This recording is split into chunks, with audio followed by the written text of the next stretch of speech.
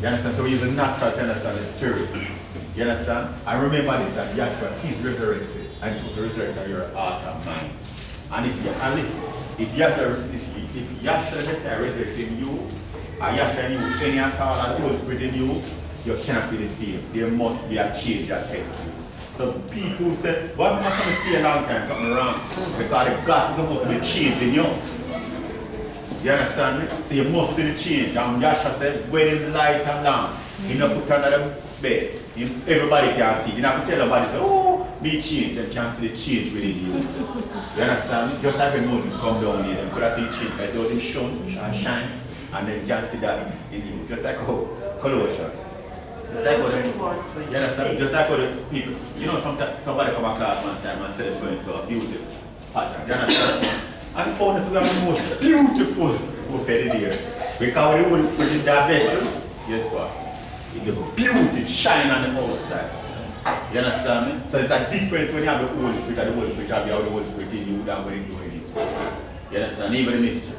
Which has been the mystery which hath been hid from ages and from generations. Yes. But now it's made manifest to his Son. To whom Yahweh if you make it known, Yahweh make it known. What is the riches of the glory of this mystery among the nations? What is it? Which is Yahshua Messiah in you. That's your glory, only hope of glory. whom we preach, warning every man, yes, teaching every man in all wisdom, yes, that we may present every man perfect in Yahshua Messiah. Then let Yahshua Messiah work in you mightily. All praise go to Yahweh and Yahshua.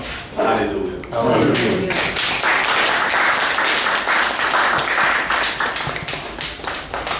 Oh, Father, I speak up on this is the church without hallelujah.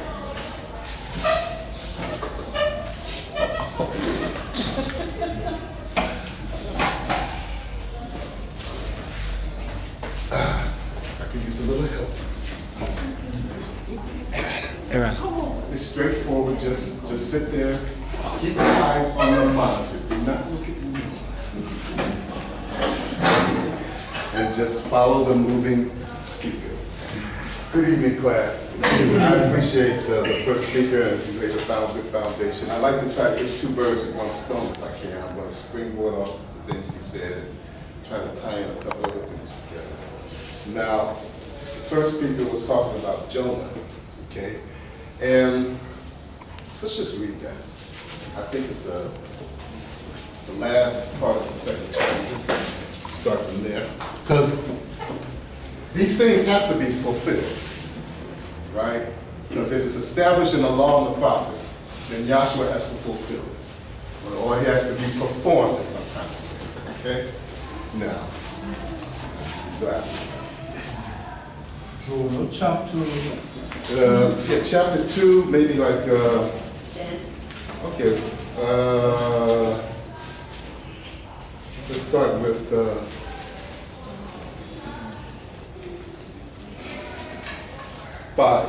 Verse 5. yes.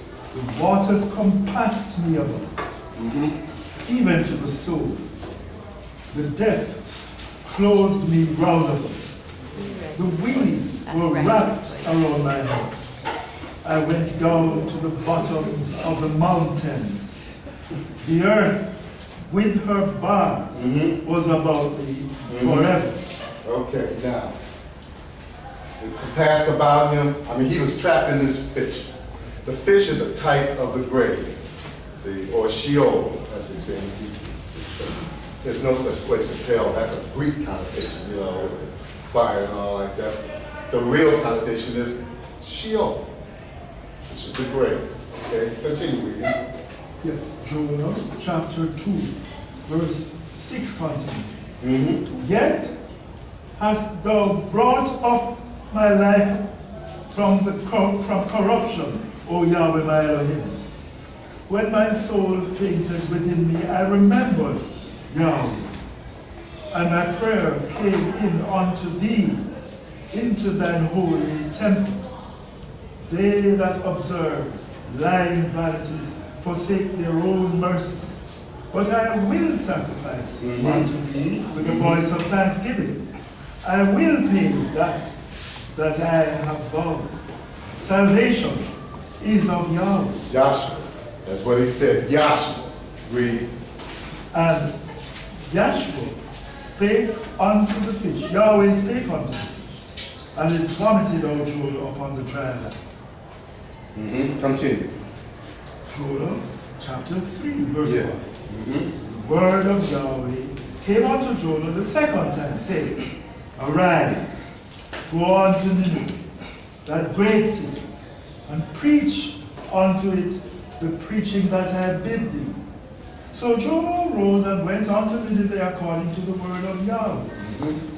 Now, Nineveh was an exceeding great city of 3 days' journey. Now, do you know what that means? See, that means this. The city of Nineveh was so big that if you were to walk around it, it would take you 3 days to walk around it. That's how big the city was. This is an ancient city. This city was built by Nimrod. So you can go back and see, because we're in the prophecy now. They say, well, what does it say about Nineveh in the law of Moses? Well, Nimrod built it. That's what it said, because you can go back and read that. Maybe we should read that.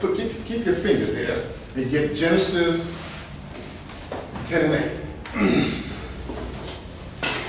See, because we want to get law prophecy fulfillment in Genesis. We want to show the witnesses and show Yahshua fulfilling. Genesis 10 and 8. And Cush begat Nimrod. He began to be a mighty one in the earth. He was a mighty hunter before Yahweh. Wherefore it is said, even as Nimrod, the mighty hunter before Yahweh. Or against Yahweh. You see, when they say that before Yahweh, people think, oh, he's standing in front of it. That's not what that means. That means he is against Yahweh. Okay, continue. And the beginning of the kingdom was Babel and Erech, Rakel and Calneh in the land of Shinar. Out of that land went forth Ashur and built Nineveh. And he built Nineveh. Nimrod was the one who built the city of Nineveh. And see, and let me tell you something from a historical point of view. The historians used to think that the city of Nineveh was a fable. They thought it didn't exist until they found the archaeological remains. And when they began to dig it up, they kept digging and digging. They was like, holy moly, this is a big place. But suburbs and all this, I mean, it just said 3 days. In other words, the city was so big, it would take you 3 days to walk around it. It was an ancient metropolitan city with trade and goods and people, all kinds of people that were there. And it was a wicked city. It was wicked when Nimrod built it. It was wicked now. At this time, it was Jonah. Okay? Go back to Jonah.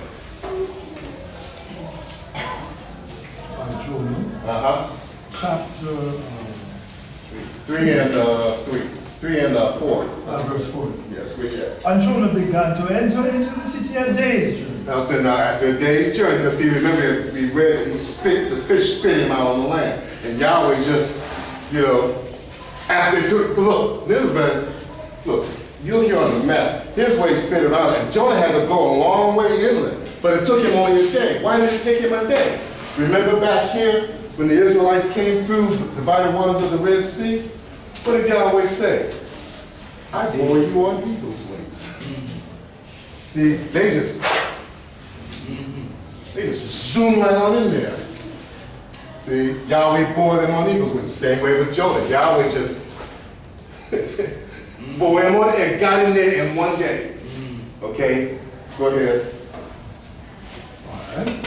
And he cried and said, Yet 40 days, and Nineveh shall be overthrown. And then after his death, after Jonah's death, burial, resurrection, then he appears in Nineveh and he says, after 40 days, Nineveh will be overthrown.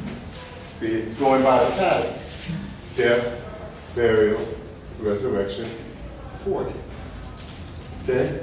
Now, I'm going to expedite this because it'll say that the king, and they all repented. They, wore sackcloth and all like that, and that was great. Only problem was, it only lasted 100 years. Because you can go and read in the book of Nahum, where Nineveh did get destroyed. See? Yeah. All right? Now, here's the thing about it. We're talking about Jonah. So now, we found in the law, Nineveh. Now we find in the prophecy about Nineveh. Now we want to get to the fulfillment. I think it's John the 21st chapter. So we want.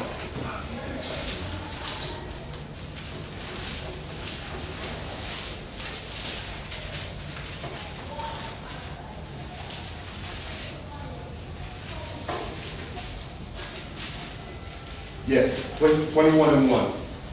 John 21:1. And these things Yahshua showed him. After these things, Yahshua showed himself again to the disciples at the Sea of Tiberias. And on this wise showed he himself.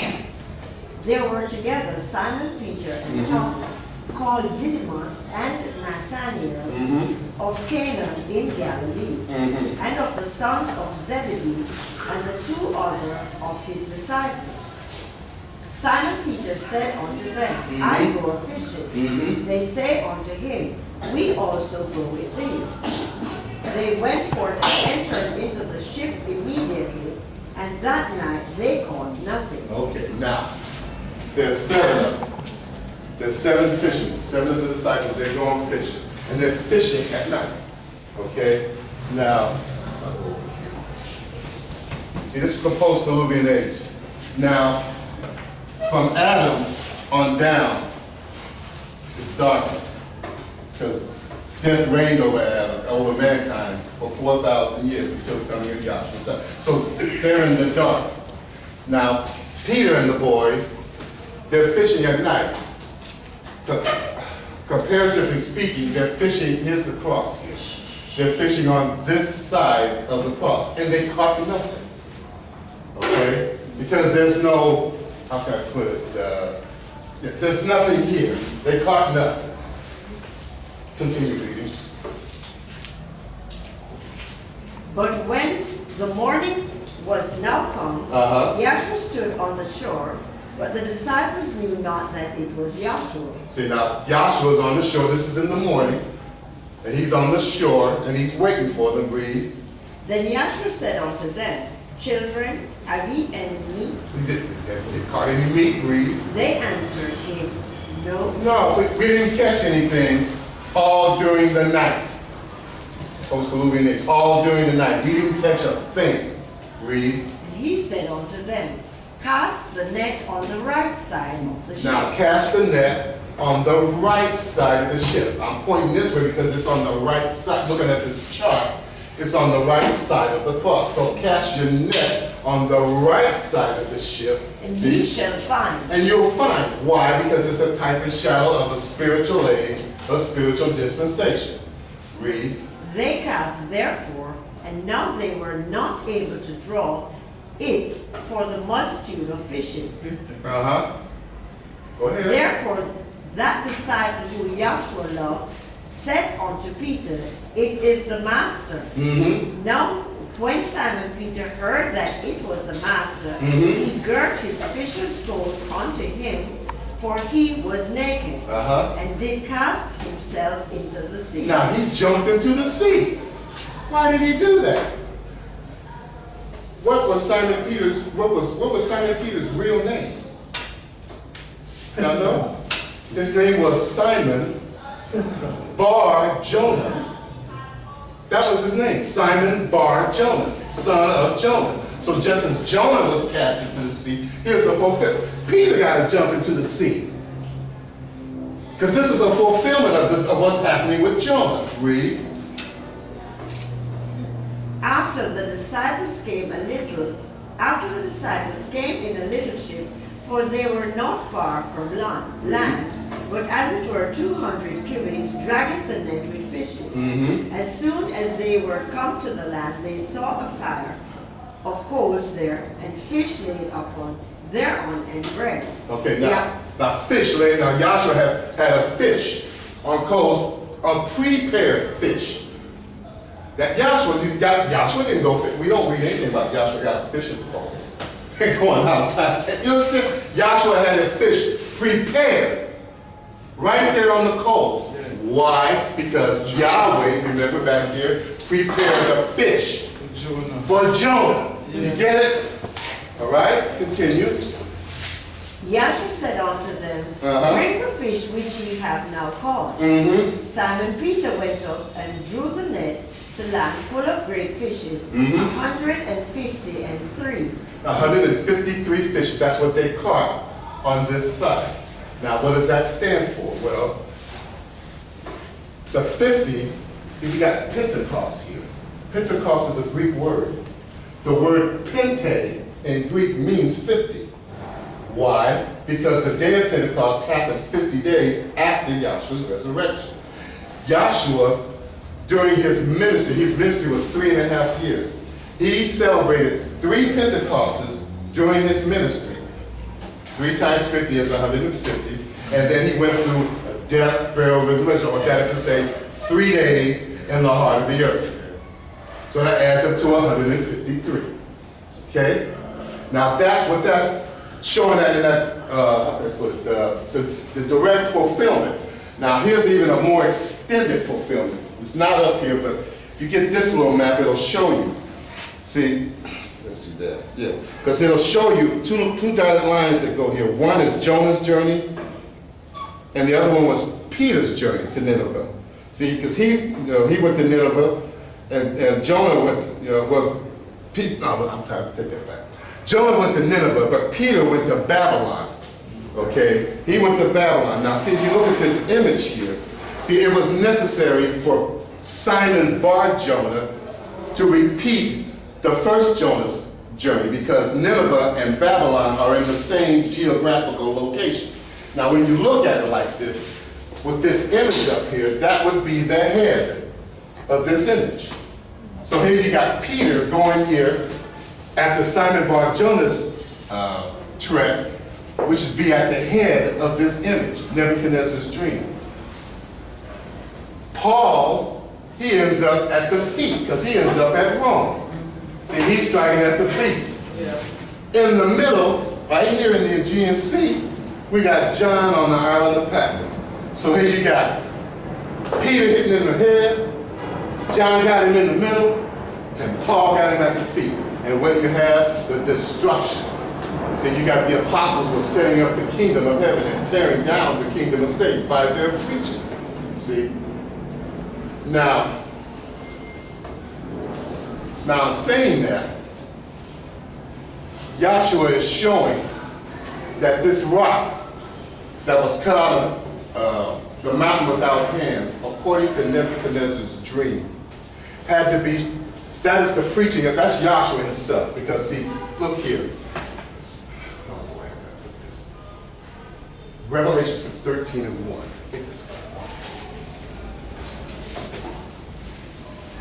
Because see, if you remember Nebuchadnezzar's dream, see, he dreamed of a head of gold, arms of silver, waist of brass, legs of iron, feet made of part iron, part clay. And a great rock was cut out of the mountain without hands that shattered it at his feet. See? Revelation 13:1. And I stood upon the sand of the sea, and saw a beast rise up out of the sea, having 7 heads and 10 horns. And upon his horns 10 crowns, and upon his head the name of blasphemy. And the beast which I saw was like unto a leopard, and his feet were as the feet of a bear, and his mouth as the mouth of a lion. And the dragon gave him his power, and his seat and great authority. And I saw one of his heads, and it were wounded to death. That's it. Now, how can you wound the devil to death? Let me ask you this. What human being has the power to wound the devil to death? No one. Only Yahshua.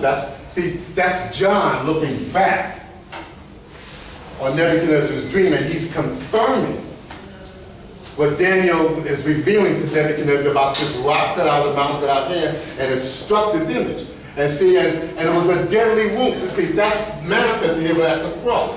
Because here we got kingdom of Satan abolished, kingdom of Yahweh restored. That rock was the Messiah. That was the deadly wound inflicted upon the beast. See, agreed? And I saw one of the heads as it were wounded to death, and his deadly wound was healed. And his deadly wound was healed. Read. And all the world wondered after the beast. And the whole world wondered after the beast. And they marveled at it. See, because Satan, how can I put this? Let's get 20, Revelations 20. Yeah, Revelations 20. Verse 1? Yes. Revelation chapter 20, verse 1. And I saw an angel come down from heaven, having the key of the bottomless pit and a great chain in his hand. Now, what key are we talking about? And what great chain is, what is the material or what is the great chain that could lay hold on this devil or this beast or this dragon? The key is the pattern. That's the key. Because this is going to unlock or lock anything. This is the key to everything. Now the great chain, what is the great chain that's going to bind this beast? Chain of events. See, here it is. These dispensations. That's the great, this is a great chain. These dispensations are like links in a chain. See, look here. This first dispensation, this is called the Adamic dispensation. This came about here, when you have the Garden of Eden. This is in the first age of the creative age. See, when Adam was placed in the midst of the garden, it was reflected by the sun being placed in the midst of the sky. Both suns are synonymous. See, when Adam died in his consciousness, the sun, I'm talking about the S-U-N, began to move toward darkness. Why? It was a reflection of the man's consciousness going into darkness. This is where time began, here. And the man was kept, look here, right here. This is the creative age right here, which is the same as this right here. Now when the transgression happened, both suns are moving down together. And here's this angel here. Now, see the sun set here? The sun is setting or it's getting dark, reflecting the man's consciousness, going into darkness. And they're being cast into the outer darkness. Here you got this angel with a flaming sword. He's showing them the egress. And they are walking out of the creative age and walking into the darkness of the antediluvian age. That's the Adamic dispensation. Because a dispensation can close an age, it also can open an age. Now this dispensation lasted until Yahweh commissioned another man. Now mind you, Adam lived 930 years. But that's not the length of the Adamic dispensation, because when he physically died, I'm talking about Adam, that dispensation continued on until Yahweh chose Noah. So there were things that happened in the Adamic dispensation after Adam's death that was not in the Noahic dispensation, such as the birth and the translation of Enoch. That happened 57 years after the death of Adam. But it was in the Adamic dispensation prior to Noah. Now when Noah comes along, Yahweh says, okay, 120 years, and that's it for man. See, that's a dispensation, and that dispensation, which brought about the flood, closed that age and opened the post-diluvian age. So these dispensations are like links in a chain. See, that's why I can say this great chain that Yahshua, because it's an angel that comes down that's doing this. See, it's Yahshua that's doing it, because he's the only one that has the power of the key and this chain. See, it was brought up about the spirits being preached, and Yahshua spoke to the spirits in prison. See, and I grew up in church, and I remember my godfather was the preacher of the church, by the way. And I used to ask him some hard questions for a kid. Because I remember seeing a picture. They had a lithograph of Jesus Christ walking down some steps, and his hand was glowing with light, and he was talking to those of the spirits in prison. And that's how Christianity looks at it. But what the real deal is this. The Holy Spirit was speaking to all these spirits in prison. I'm talking about the Holy Spirit through Adam, through Noah, through Melchizedek, Abraham. See, the Holy Spirit was preaching in all these dispensations to the spirits in prison, because they were dead in their consciousness in a physical body. So they were in the grave walking around dead. But the Holy Spirit preached to them. Just like it was brought out by the previous speakers. Job said, I know my Redeemer liveth, and I will see him at the latter day. Why? Because he was dead in prison when Yahshua and his life appeared to him and preached to him. And he said, I know my Redeemer liveth, and I'll see him. He was one of those spirits trapped in prison. All of them were until Yahshua Messiah's death, burial, and resurrection. See? So this is the great chain that binds Satan. The last chain, see, the seventh dispensation, when Natalie comes along and Satan is bound up, then we, in Yahshua, will give him the collective boot into the lake of fire. Bound. This is the chain that binds him. The seven dispensations. Okay, Revelations. Wherever you at. Revelation chapter 22. And I saw an angel come down from heaven, having the key of the bottomless pit, and a great chain in his hand. And he laid hold on the dragon, that old serpent, which is called the devil and Satan, and bound him 1,000 years. And bound him 1,000 years. See, now, go ahead. Cast him into the bottomless pit. And cast him into the bottomless pit. Go ahead. Shut him up, and set a seal upon him, that he should deceive the nations no more. Now, this is what's happening here. Yahshua Messiah, on his death, burial, resurrection. When Yahshua resurrected, see, that was a vision. And see, these satanic spirit and all these demons, they were incarnated in the Sanhedrin Council, the 70 elders. And when that day happened, when Yahshua resurrected, he didn't resurrect by himself. He had an army behind him. See, and they walked into Jerusalem and were seen by many in a vision. You know, somebody, just keep your finger in Revelation. We're still going back to the beginning. 1 Corinthians 15:3. Because see, they were seen by many in a vision. 1 Corinthians 15, verse 3. For I delivered unto you first of all that which I also received, how that Yahshua died for our sins according to the scriptures, that he was buried, and that he rose again the third day according to the scriptures, and that he was seen of Cephas, then of the 12. After that, he was seen of about 500 brethren at once. They all saw him in a vision. But now, while that happening with them, the Sanhedrin Council, of whom those satanic spirits were incarnated in, they sequestered themselves in the temple, and they did not come out that whole day. While Yahshua and those, because when they didn't see just Yahshua in a vision, because we told you, he didn't resurrect by himself.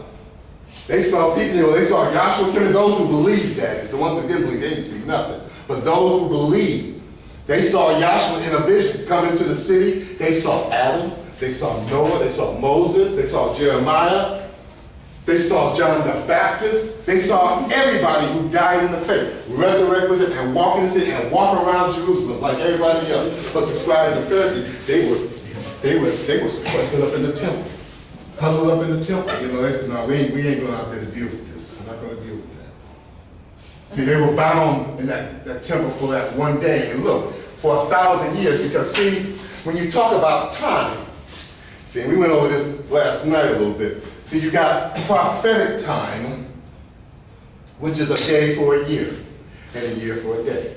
That's called prophetic time. Then you have creative time, that is to say, time with Yahweh Elohim. That is 1,000 years is as one day, and one day is as 1,000 years. Then you have, that would be in the holy place. Then you have the day of Yahweh, which there's no beginning and no end. Time begins and ends within the realm of eternity. So now when we talk about 1,000 years, that one day, which is like 1,000 years, that was the one day Satan was bound. And that he was buried, and that he rose again. No, I want Revelations. I won't go back to Revelations, I'm sorry. Revelation 20, I'm sorry. and verse Nine. Yes, verse 9. It said, and they went up on the breadth of the earth and compassed the camp of the sons about. Where are you at? Revelation 20, verse 9. Did we get that far? You on 5? The rest of it.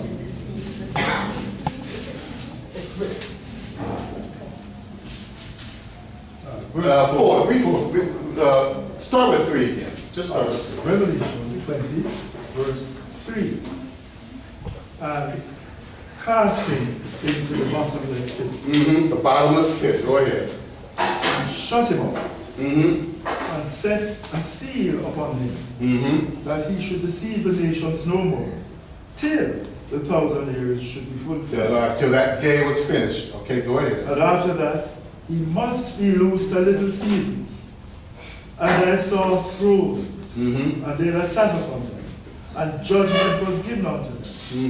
And I saw the souls of them that were beheaded for the witness of Yahshua, and for the word of Yahweh, and which had not worshipped the beast, neither his image, neither had received his mark upon their foreheads or in their hands, and they lived and reigned with Yahshua the Messiah 1,000 years. Now, for that day, when Yahshua resurrected, and all those who died in the faith, they resurrected with him and went into the city, and they reigned for that day, or 1,000 years, which is as one day.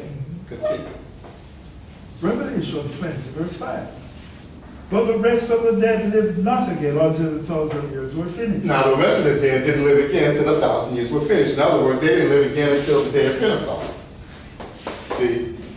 This is the first resurrection. Blessed and holy is he that hath part in the first resurrection. First resurrection. Continue. On such, the second death hath no part. Now, the second death has no part in that. Why? Because, see, the second death, see, you can die physically, and you can be dead spiritually. But now, once you are raised spiritually, then the second death, which is going to be the universal revelation of Yahshua Messiah, that will not affect you if you are part of the first resurrection. The second death, which is the universal revelation, for those not in Yahshua, that will not affect you. Continue. But they shall be priests of Yahweh and of Yahshua the Messiah, and they shall reign with him 1,000 years. And when the 1,000 years are expired, Satan shall be loosed out of his prison. Now he's going to be, in other words, the next day, those scribes and Pharisees, they came out of the temple, and they said, hey, you know what? They stole that body. That's what they did. They stole that body. See? They came out alive. See? Because remember, they had to pay these guys off. See, these soldiers, see, they were caught sleeping. And look, I'm ex-military myself. And one of the most cardinal rules in the military is this: you do not sleep on watch. There are severe, even during peacetime, there are some severe repercussions if you fall asleep on watch. If you fall asleep during wartime, that's the death penalty. You could get the death penalty for that, because they say, you know, you fall asleep on watch and we're in a war zone, the enemy can walk up in here and you up here.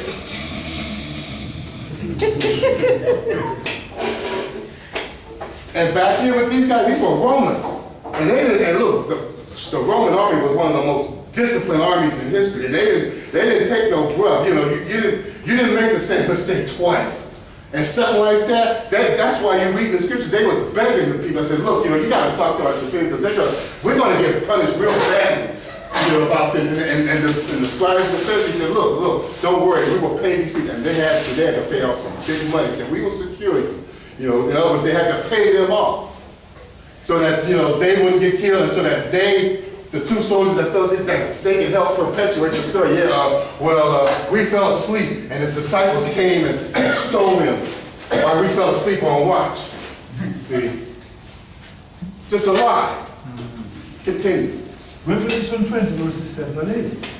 And when the 1,000 years were finished, Satan shall be loosed out of his prison, and shall go out to deceive the nations which are in the four quarters of the earth, Gog and Magog, Gog and Magog, or the leader and his people from the north. to gather them That's what that together. means. Because Gog means leader and Magog means people. Why? Because if it says that in Isaiah 14, where it says that Satan says, I will dwell in the sides of the north. See, what do you mean? Well, see, on the north side of this tabernacle, see, you got to try to dance with the emblem on here. See, and he was, see, this is east, west, south, north. I will dwell in the sides of the north. And Dan was the one with the ensign, and the word Dan means the judge. So what he was really saying is, I'm going to be sitting in the judgment seat. That's what he's saying. Okay, continue. Gog and Magog, to gather them together to battle. The number of whom is as the sand of the sea. And the sands of the seas and the stars of heaven, which is innumerable. Why? Because if you remember the story, when there was war in heaven, the dragon took his tail and drew 1/3 of the stars, or 1/3 of that heavenly host. Now I said it drew his tail, which is T-A-I-L. But when you think about it, it was his tail, T-A-L-E, or his lie that he told to his hey, here I am, I'm your salvation. And 1/3 of an innumerable host of angels followed him.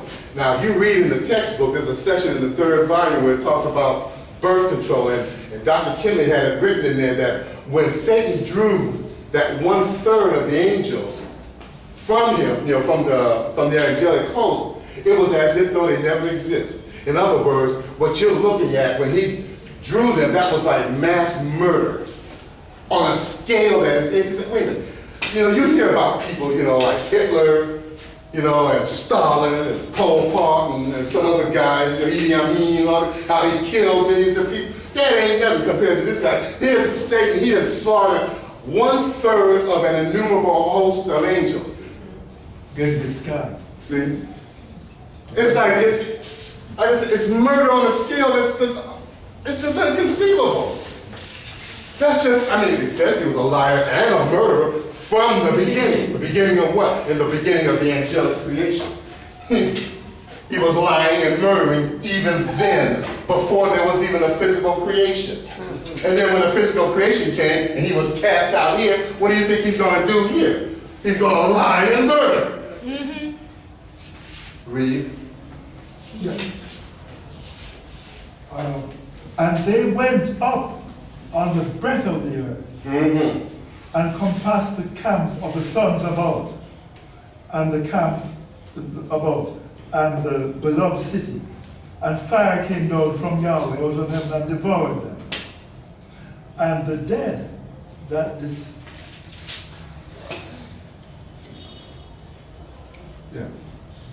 And the devil that deceived them was cast into the lake of fire and brimstone, where the beast and the false prophet are, and shall be tormented day and night forever and ever. And I saw a great white throne, and him that sat on it, from whose face the earth and the heaven fled away, and there was found no place for them. And I saw the dead, small and great, stand before Yahweh. This is the universal revelation we're talking about here, in case you didn't know that. Continue. Yes. Revelation chapter 20, verse 12 continue. And the books were opened, and another book was opened, which is the book of life. And the dead were judged out of those things which were written in the books according to their works. And the sea gave up the dead which were in it. And death and hell delivered up the dead which were in them. And they were judged, every man according to their works. And death and hell were cast into the lake of fire. This is the second death. Now, this is the second death. But what did we read earlier? That if you get in the first resurrection, you are not subject to the second death. And listen, we're here in the age of Pentecost, a spiritual dispensation and a spiritual age. We're still in that. If you get in this resurrection before the second death is manifested, then you won't be subject to that second death thing. That's what part of the gospel is being preached. So that we can tell people. The good news is that one, You're not under Adam's transgression anymore. You're not under that law anymore. That you've been freed from that transgression, that death. And Yahshua has given you life. See, he's made you resurrect out of that state. And if you're resurrected out of that state, then you're not subject to the second death. However, if you don't get resurrected, hey, that second death, it'll be waiting for you. And nobody will be exempt from that if you're not in that resurrection. See?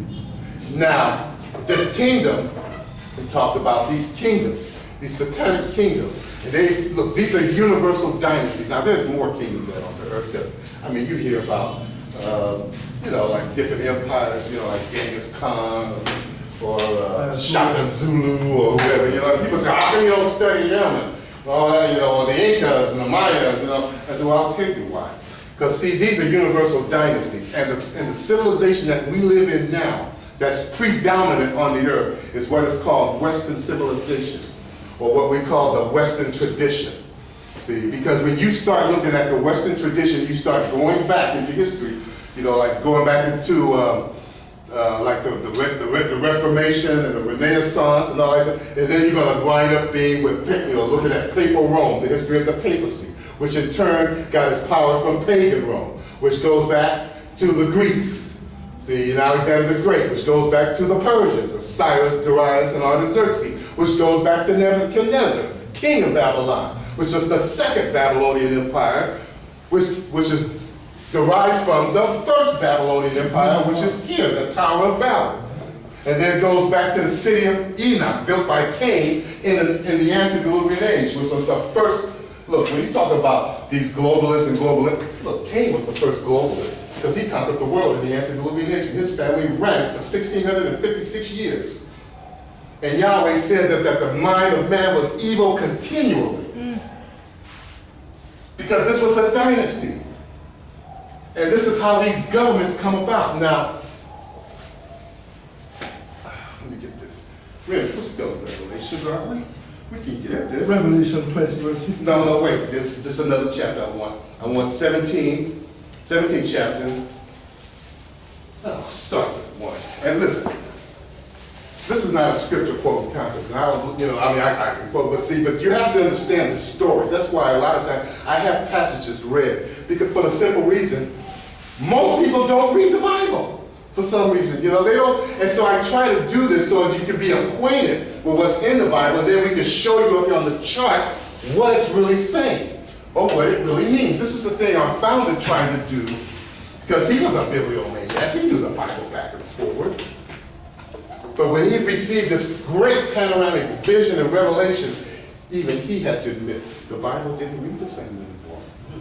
Because he's looking at it through the eyes of Yahweh, who is a universal spirit pattern with a universal law of the spirit embedded therein. Okay? And he's controlling everything. And that includes the adversary. The adversary, Satan, is not a free moral agent. He is controlled and operated by spirit law, just as you are, just as this whole universe is. Bar nothing. So this thing like, because that's how Christianity comes up here when they say, well, Adam messed up, he did the garden, because Christianity looked at it like as if God put them there, and then, it was paradise and all, and then they had a commandment, don't touch the tree in the midst of the garden, and they did. And then from Christianity's point of view, it was like God must have said, well, what do you know about that? Doggone it, shut up. I gave this guy, what could you do? I gave this guy a plum job. It wasn't nothing much. All he had to do was just pull a few weeds here and there. I had all the fruit there. It wasn't, you didn't lack for anything. The way the founder talked about it, he said when it was in fruition, he said that the boughs of the trees hung over. That's just how much fruit that was laden on these trees. And yet, but from Christianity's point of view, they say, well, good gosh, well, the man messed up, and by golly, God's, he's got to come up with a plan of salvation for this guy. And that's just not how it goes. This was planned from here before anything was created. All of this was determined by Yahweh before even he set forward. Because when this came forward, talking about Elohim, who was the archetype original pattern, see, Yahweh, pure spirit, went out of business, and the Son did the work. Continue reading.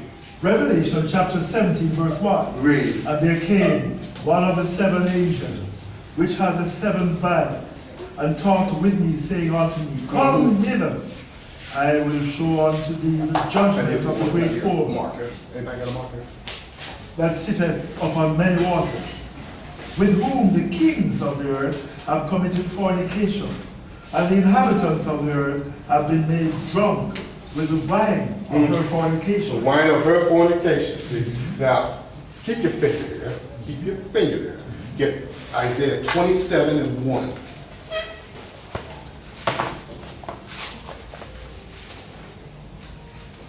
Isaiah 27, verse 1 Mm-hmm.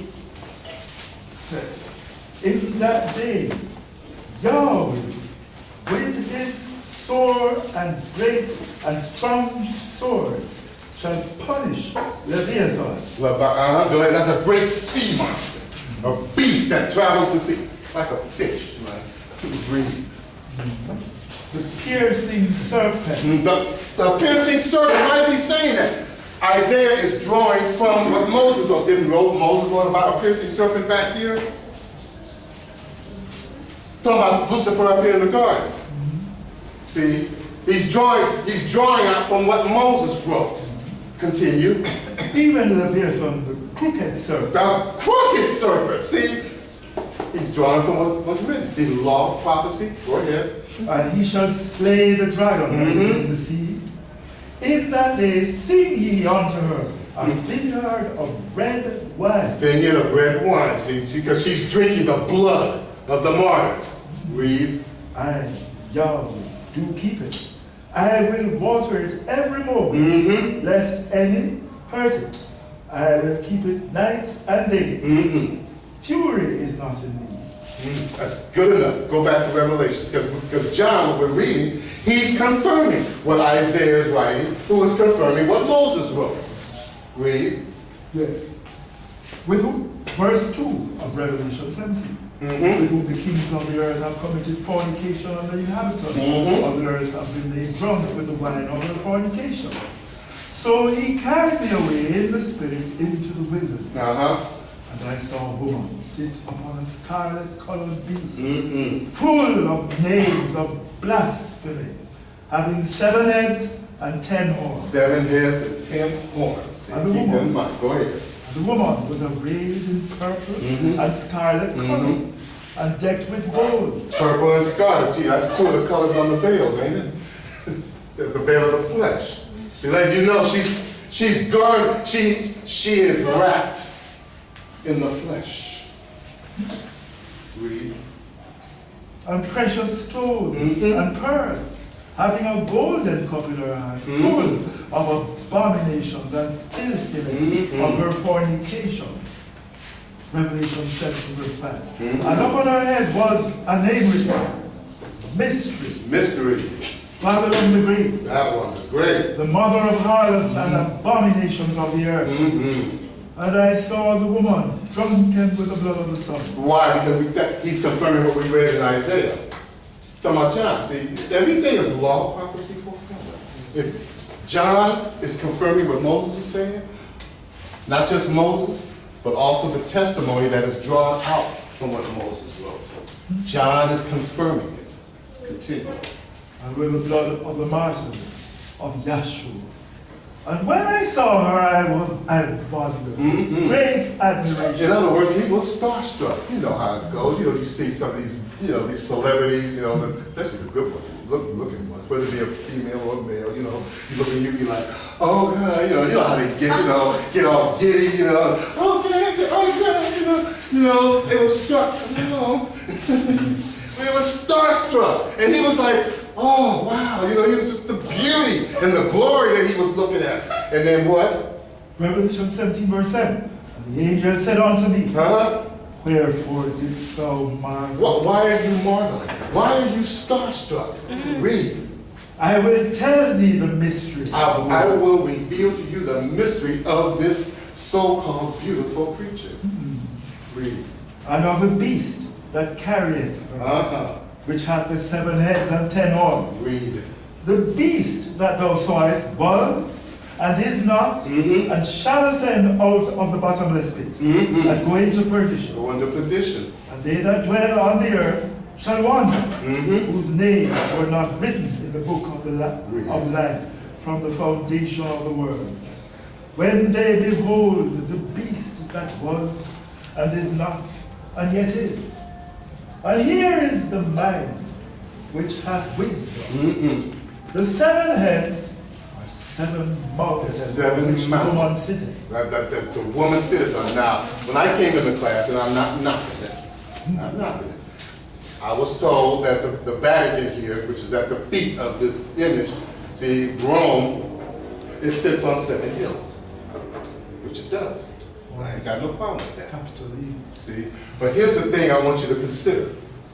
John is looking back on the thing from the beginning, from the ending back to the beginning. He's seeing how this thing got started and how it has come on down through the ages and dispensations. So when you talk about a mountain, see, a mountain is a type of a kingdom. Even from a military point of view, they would tell you this: defend the high ground. If you build your castle on a mountain, see, people have to go up a mountain to attack you, whereas you can just look down. And see, it's easier to throw a big rock down on somebody than to try to throw something up. I mean, you understand? That's just common military sense. And if you look at some of these ancient cities, most of them were on an elevated plane. See, because that would give them the advantage. So these 7 mountains are representative of 7